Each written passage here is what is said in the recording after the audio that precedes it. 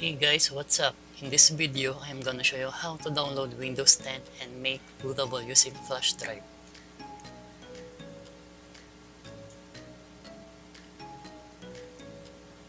So first, open lang natin tong Google Chrome. And then type natin Windows 10 free download.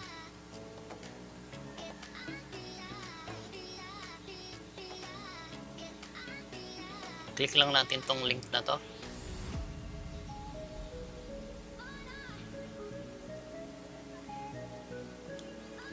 And then click tool now.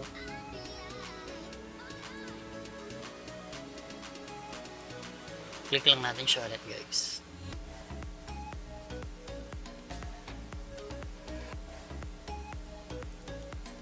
Media creation tool is now downloaded. So, show in folder. And then run natin siya guys. Double click nyo lang.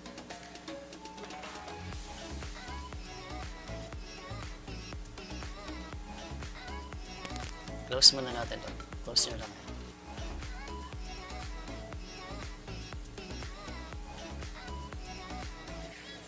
Then accept. And then choose create installation media USB flash drive. Check natin yung USB flash drive na sinaksak natin kanina. Ito yung guys, 16 gig siya. So pag mag-install kayo ng Windows 10, dapat minimum of 8 GB. Okay? So next. Sa language, I choose English United States, then edition Windows 10, architecture 64-bit. Click next. And then I choose USB flash drive para magamit natin sa pag-install. So click next. Next. Then I accept. Okay. Windows 10 is already downloading na, guys. So, pag download ng Windows 10, guys, matagal kasi ito. Oras din. Depende sa bilis ng internet nyo. So, habang dina-download nyo siya, pwede naman kayong mag-research or kung ano yung gusto nyo gawin. Ganun. So, feel free to keep using your PC lang, guys.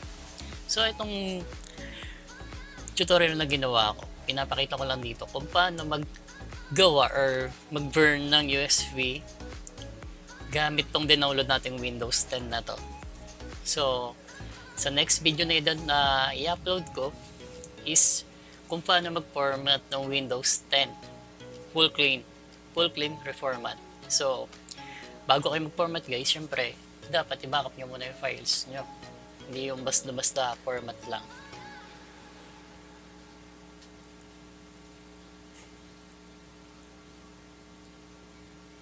So to guys, habang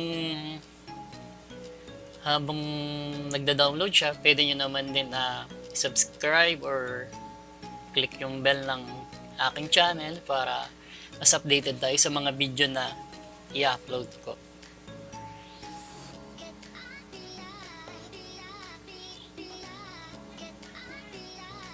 Itong Windows 10 na download ko guys, kasi hindi naman ganun kabilis yung internet ko eh. Maabot din siya na isang araw may higit bago ko siya natapos. Kaya ito, ginawa ko, yung tutorial na to, pinas-forward ko na lang siya para mas madaling mapanood, kumbaga, para mas madaling nyo makita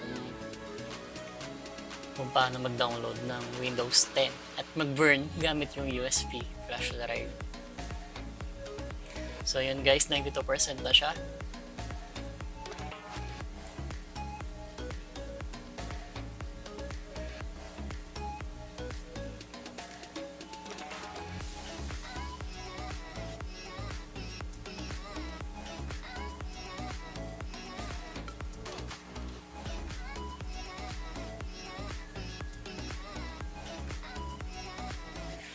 So guys, make sure lang na yung gamit yung USB is minimum of 8 GB.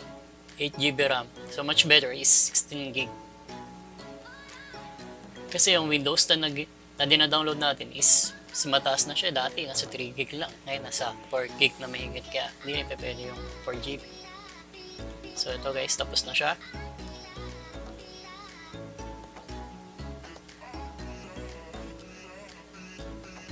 Check natin guys kung na-burn ba siya na maayos dun sa flash drive na ginawa natin. So ito na guys, ibig sabihin, na-burn siya na maayos. So successfully installed yung Windows 10 na ginawa natin. So yun lang guys, thanks for watching. Bye for now.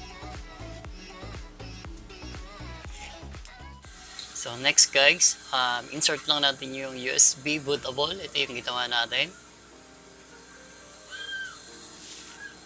Then next, power on. And then press F2. And then select natin yung boot menu. And then select natin yung USB. Kailangan naka-first boot yung USB na ginawa natin. Press nyo lang yung F6 para mag-first boot siya. And then save and exit. So guys, pag gagamit kayo ng USB, gamit yung bootable drive, dapat 8GB minimum, no? Kasi yung Windows 10 na download natin, ulitin ko ulit, nasa 4GB may git na siya. Kaya dapat 8GB minimum, no? 8GB minimum.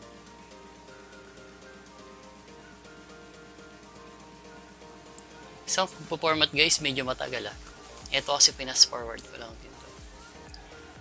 So, sa language, okay na yan. United States. So, click next. And then, install.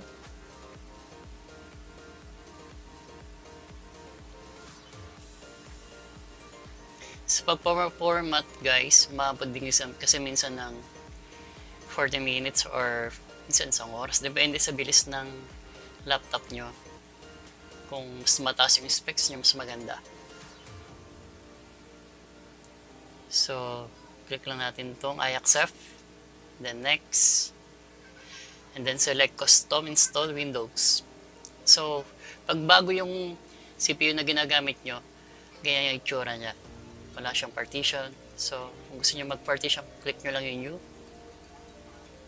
Then, hatiin natin sa dalawa yung partition na yan. 160GB lang kasi yan. And then, lagay lang natin dito is 70 gig. 70,000 siya. So, ayan yung lalagay natin. Click nyo lang yung fly. Then, okay.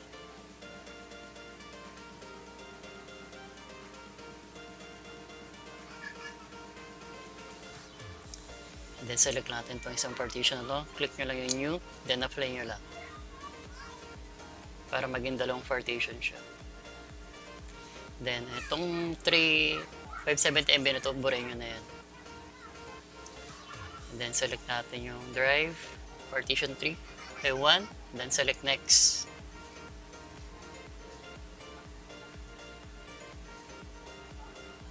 So, guys, ayan, paparmat na siya. Medyo matagal kasi yan, kaya ginawa ko, pinas-forward ko na lang siya. Kasi, umabot din na isang oras yung pag-format.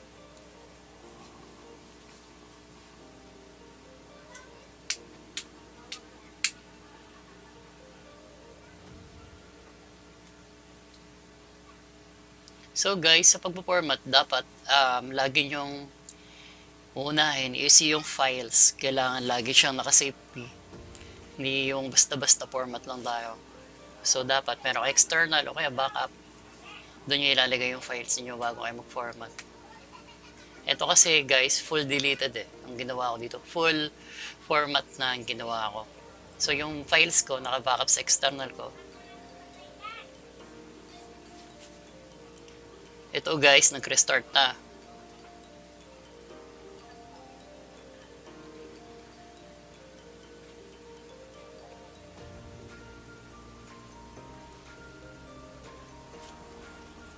So guys, pag nag-restart yung laptop or PC na ginagawa nyo at may nakita kang present, huwag nyo pipindutin, no? Kasi isang beses nyo lang gagawin nyo.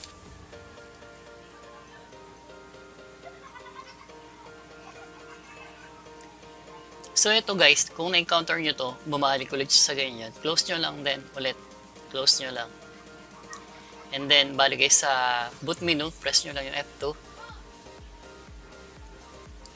Punta ulit kayo sa boot, and then first boot nyo na yung hard drive nya. No, para dire-diretso na yung format nya.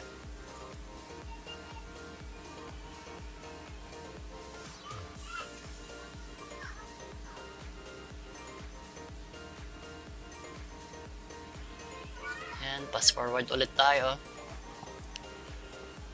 Medyo may katagalan kasi pag-format.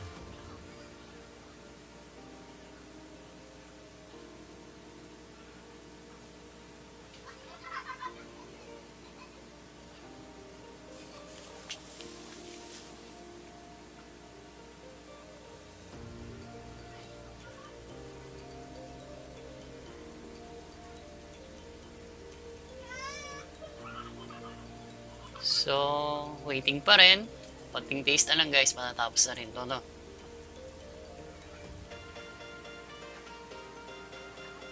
So guys, ang next na i-upload ko na video is paano mag-update ng drivers gamit yung internet or driver pack solution. So yun ang next topic natin, no?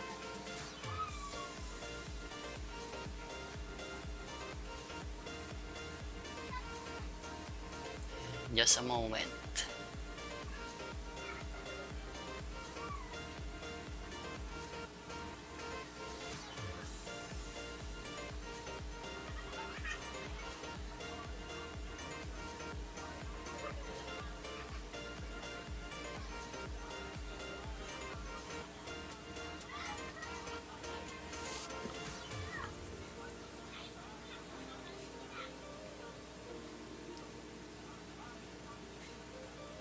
Yun. Lumabas na si Cortana.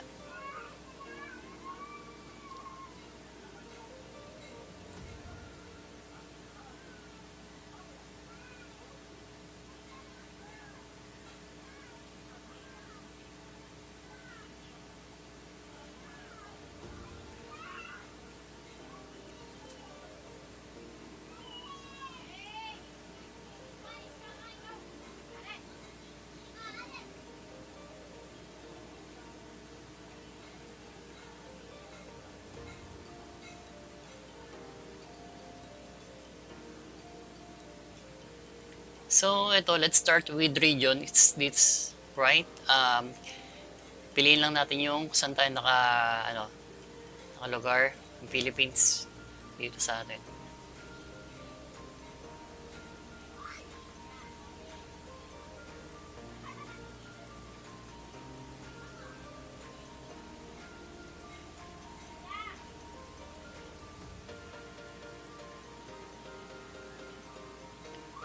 Philippines, so click yes.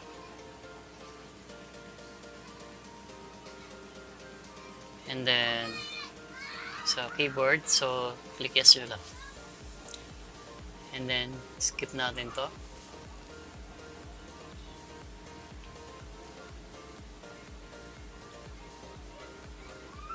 So wala naman tayong wifi, so click lang natin to. I don't have internet. And then click nyo lang yung continue.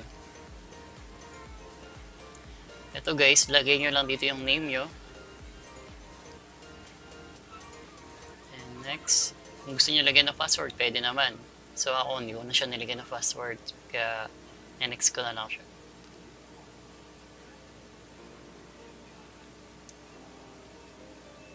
Click no.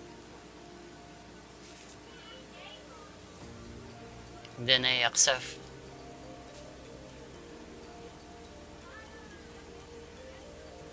Ayan, malapit na siya matapos. Guys, sana may natutunan kayo sa binigay kong tip para format or mag-download ng Windows 10.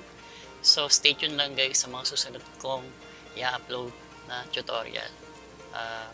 Don't forget to subscribe my channel. Pakiclick na rin yung bell para updated tayo sa mga bagong ngayon. So, yun lang guys. Bye for now.